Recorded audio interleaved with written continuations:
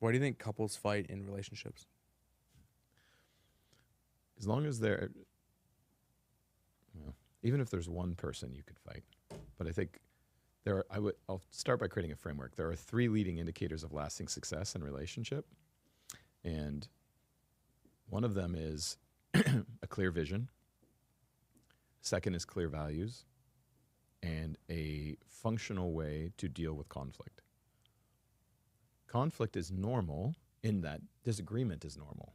You have two humans with totally different perceptions or mildly different perceptions, one way or the other. They have different perceptual ways of looking at the world. That's going to create disagreement.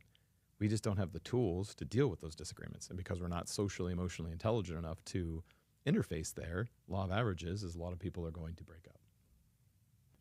So they're prioritizing their need first on an unconscious level in most cases and without ever giving it a second thought.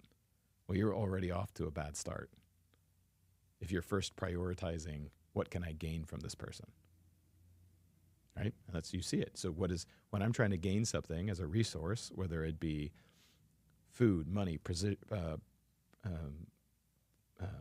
prestige, sex, whatever the fuck it is, if you now have a resource that I want or that I get from you, if I am not conscious enough to understand what I'm doing, I will likely inherently try to control you because you are the source of that resource.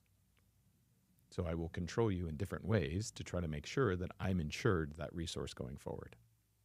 Mm. It's pretty animal because they fell into love. You can't fall out of something you didn't fall into. I think the idea of falling in love is pretty silly, which doesn't sound very romantic, I know.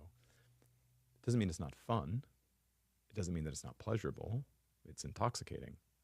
But you kind of have to understand what it is. My biochemical makeup is attracted to your biochemical makeup based on my blueprint of the world and how closely you represent what it is that I think I want. And it's an intoxicating biochemical concoction. But that's not love. That's a biochemical concoction. That is part of the design protocol, by the way, because what does it drive? Procreation, right? Sex drive is an incredibly important function if you were trying to design a creature to exist long enough to become conscious. There needs to be two imperatives. And Freud brought this up, right? He said, for all of his peccadillos, I think he did more cocaine than could kill a small horse, but he said human behavior is driven by largely two things, Thanos and Eros. Thanos is aggression, Eros is sex, psychologically. Okay, well, go look at all the advertising in the world right now. What is it? Thanos is what? Thanos is aggression. Okay. Right? Or the fear, from fear, right? Aggression, protection. Look at all of the advertising in the world. It's one of two things, fear or sex. Fear of loss, fear of what I'm not getting, or sex. Why? Because I don't think it's some evil mastermind group of people that are, we know what to do with humans. No, it's a design protocol. It's inherent to humans. We respond to those two things until we become conscious, because then we can choose to respond or not to.